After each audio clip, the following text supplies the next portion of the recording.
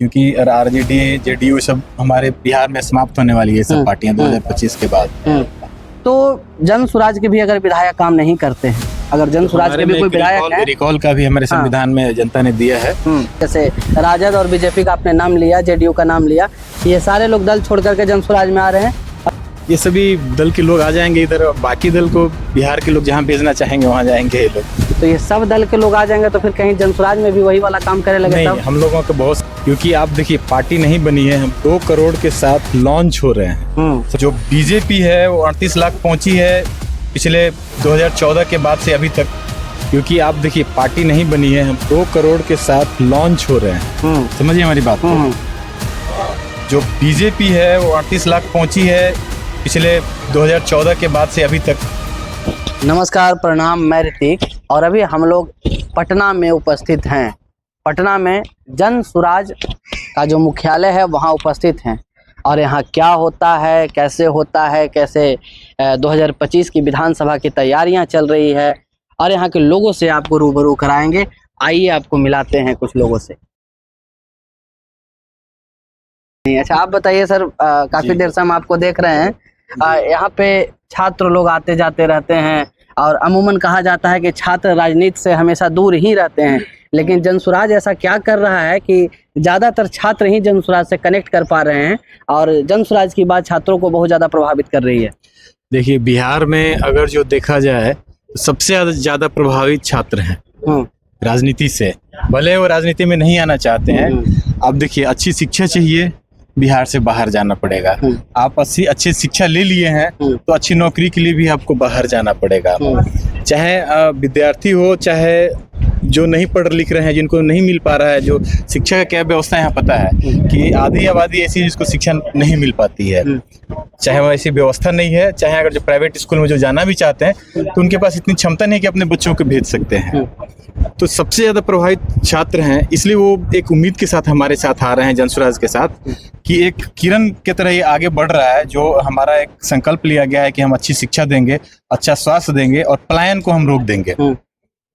तो वो एक मुहिम की तरह ये लोग जुड़ रहे हैं कि जो एक हमने आशा दिया है, इनको प्रशांत जी ने आशा दिया है कि हम अगले साल अगर जो हमारी सरकार आ जाती है तो 534 ब्लॉक में हर ब्लॉक में एक ऐसा स्कूल, इंटरनेशनल स्कूल खोला जाएगा जिसमें 1200 विद्यार्थी का निःशुल्क व्यवस्था होगा पढ़ने का।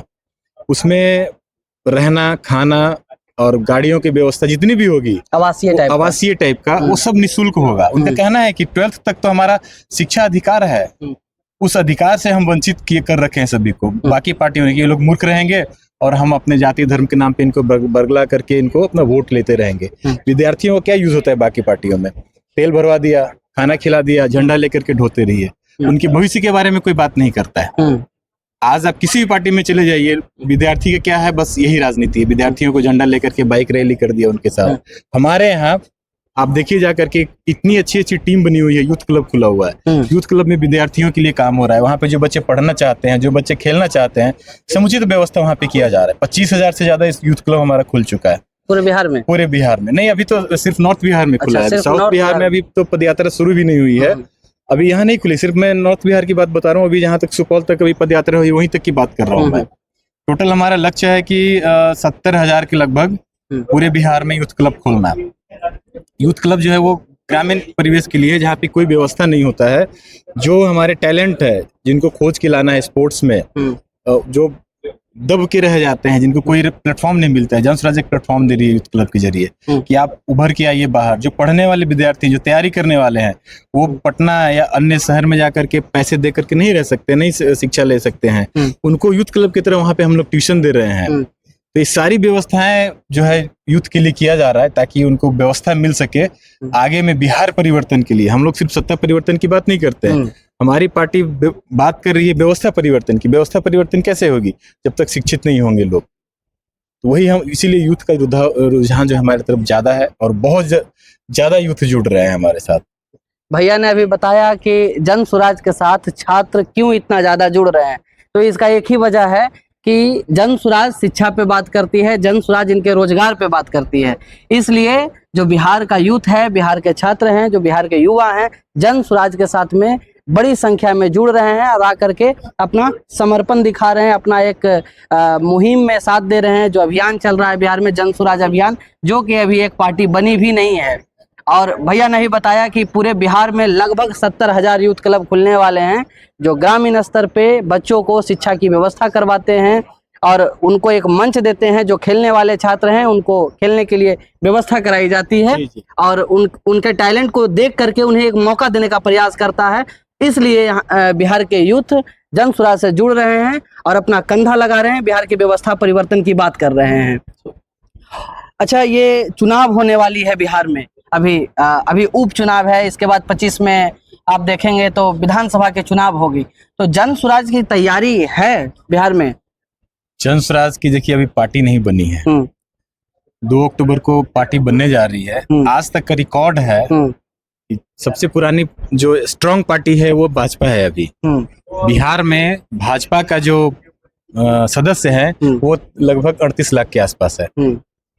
अभी जन स्वराज पार्टी नहीं बनी है और 2 अक्टूबर को पार्टी बनेगी, वो 1 करोड़ अपने सदस्य के साथ। समझिए कितना बड़ा बदलाव आ रहा है बिहार में।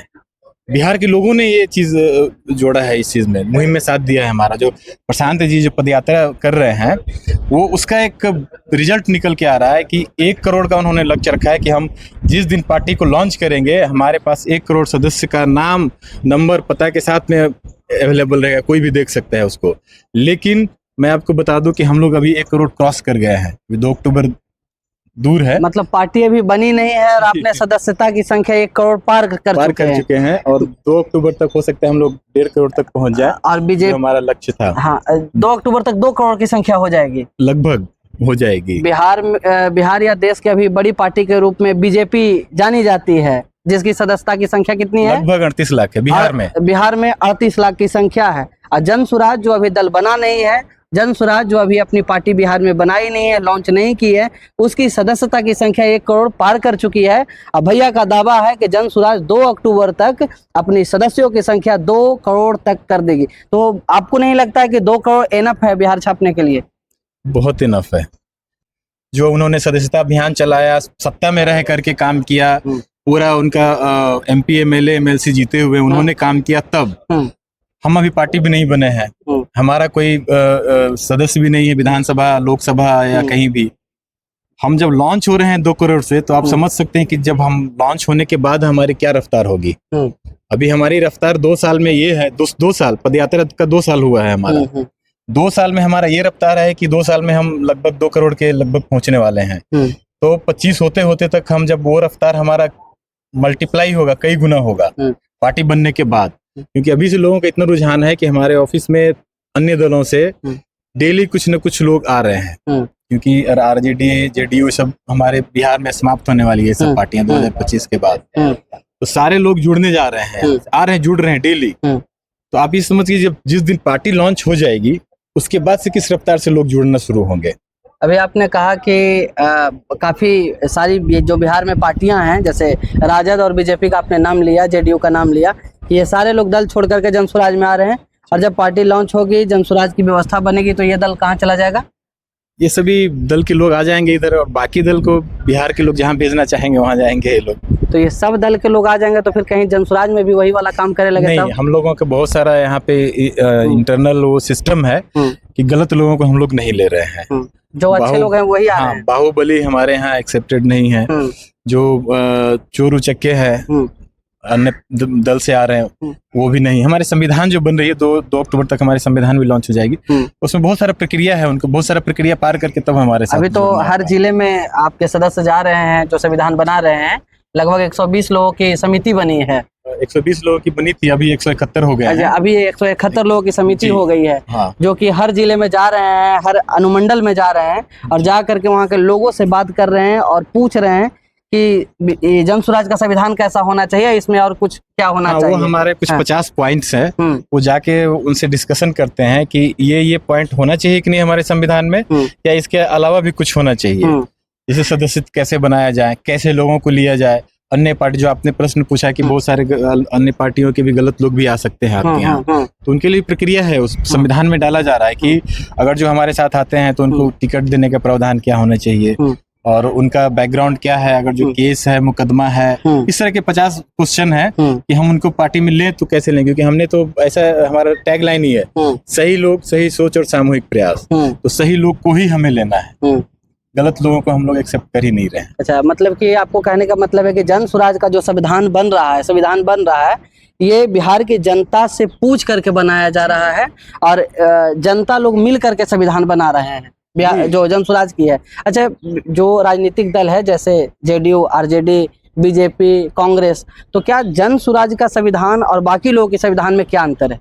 देखिए, अंतर यही है कि सबसे पहला अंतर आपको ये नजर आ रहा है कि हम जो संविधान बना रहे हैं वो जनता से पूछ के बना रहे हैं, क्योंकि वो संविधान उनके लिए ही बन रहा है, किसी के ऊपर थोपना नहीं है। कि हम जैसे बाकी पार्टियों में क्या होता है, संविधान बना लेते हैं, पार्टी बना लेते हैं, लॉन्च कर देते हैं कि भाई हमने पार्टी बना ली, अब आप लोग जुड़िए। हमारा सिस्टम अलग है, हम पहले जनता से पूछने गए, प्रशांत जी पहले जनता से पूछे कि हाँ हम क्या करें, आप जगिए, हम जगाने का कार्यक्रम करते हैं। लेकिन उन्होंने बोला कि नहीं, आप एक पार्टी बनाइए। जनता ने हमें 96%, हमारा वोटिंग हुआ था जो बाकी जिलों में जो पदयात्रा हुई, तो 96% लोगों ने बोला कि आप एक पार्टी बनाइए। वो पार्टी बना करके आप लॉन्च कीजिए, ताकि हम एक थर्ड फ्रंट के रूप में आपको ऑप्शन के रूप में बिहार देख सके और आप आइए आ सके आगे। क्योंकि बाकी जितनी भी पार्टियां हैं वो सिर्फ अपने परिवारवाद और जातिवाद के नाम पे है, वो जनता के लिए कुछ नहीं है। बात करती है वो लोग जाति की, बिहार की, धर्म की, लेकिन फिर भी अपने घर के लिए ही सोचते हैं, परिवार के लिए ही सोचते हैं। अभी जो 4 उपचुनाव होने वाले हैं, आप वहाँ देखिएगा, सभी पार्टियों के जो उनके पिताजी बुजुर्ग हो गए, सभी अपने अपने बेटे को 4 जगह लॉन्च किया है। अच्छा, अपने अपने बेटे को लॉन्च किया? अपने बेटे को ही लॉन्च किया है। आप रिसर्च कीजिएगा, उस पर देखिएगा। और हमारी पार्टी ऐसी है कि प्रशांत जी ने बोला कि ये पार्टी जनता की है, जनता बना रही है, तो जनता ही संविधान भी बनाएगी। जो हम संविधान बना रहे हैं वो भी वही बनाएगी, उन्हीं के यहाँ से फीडबैक आकर के हमारा संविधान पूरा होगा। जब हमारे चुनाव की प्रक्रिया होगी तो जो इनका हमारा कहना है कि जो वोट देगा वही कैंडिडेट देगा।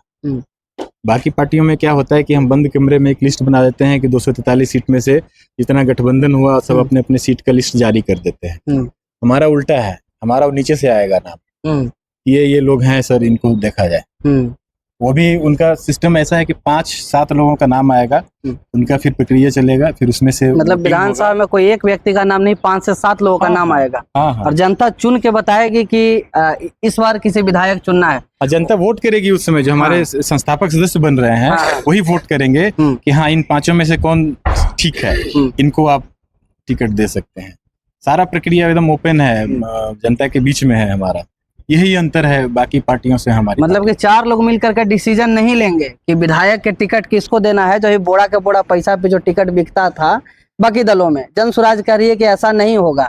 जन स्वराज में ऐसा होगा कि 7 लोगों का नाम जाएगा और वो 7 लोगों में से वही क्षेत्र के जो जन स्वराज के संस्थापक सदस्य हैं वो लोग मिल करके तय करेंगे कि ये 7 लोगों में से सबसे अच्छा कौन लोग है और इस विधानसभा का सबसे ज्यादा विकास कौन कर सकता है। क्या सर यही बोल रहे हैं ना आप? इस हिसाब से उनको टिकट मिलेगा। तो जन स्वराज के भी अगर विधायक काम नहीं करते हैं, अगर जन स्वराज के भी कोई विधायक है, रिकॉल का भी हमारे संविधान में जनता ने दिया है कि उनको वापस बुलाना है। अच्छा, मतलब जो 1 साल देखा उनने काम नहीं कर रहे हैं या वो गलत कर रहे हैं तो फिर उनको रिकॉल करना है। अच्छा, मतलब जन स्वराज इस तरह का व्यवस्था ला रहा है कि जिसमें अगर कोई विधायक जीत गया तो 5 साल मनमानी नहीं कर सकता है। वो अगर काम नहीं करता है तो 1 साल के अंदर, कौन सा सिस्टम बोले आप? रिकॉल सिस्टम के तहत उनको उन पे प्रक्रिया किया जाएगा, उन पे एक प्रक्रिया होगा। हमारा एक टीम होगा यहाँ पे, संवैधानिक टीम होगी जो कि डिसाइड करेगी कि हाँ इन्होंने गलत किया है, अब इनको विधायक पद से या मंत्री पद से फिर चुनाव होगा या क्या उसका नहीं? वहाँ पे अगर जो वो इस्तीफा दे देते हैं, क्योंकि होता है क्या कि अगर मान लीजिए हम गलत कर रहे हैं तो हमारे लालच आ गई, हमारे पास ये प्रक्रिया, संवैधानिक प्रक्रिया नहीं है कि हम उनको विधायक पद से हटा सकते हैं, हम अपने पार्टी से निष्कासित कर सकते हैं। लेकिन हमारे पास ऐसा व्यवस्था है शुरू से ही कि अगर जो आपके ऊपर कोई लांछन लगता है गलत करने का तो आपको नैतिकता के तौर पे आपको इस्तीफा दे देना है, फिर वहां से चुनाव होगा। अच्छा, फिर से अगर जो वो इस्तीफा नहीं देते हैं तो हम अपने पार्टी से निष्कासित करके फिर उन पे संवैधानिक कार्य काम करेंगे उसके ऊपर। मतलब कि विधायक जी अब कान खोल करके सुन लीजिए, अगर जन स्वराज से विधायक आप बनते हैं तो आपको क्षेत्र में काम करना ही पड़ेगा। यदि आप काम नहीं करते हैं तो जनसुराज आपको विधायक पद से हटा लिया जाएगा या रिकॉल की प्रक्रिया जो संविधान में जनसुराज की बन रही है वो बन जाएगी। इस तरह का प्रोसेस जनसुराज का चलेगा जो कि एकदम निष्पक्ष होगा।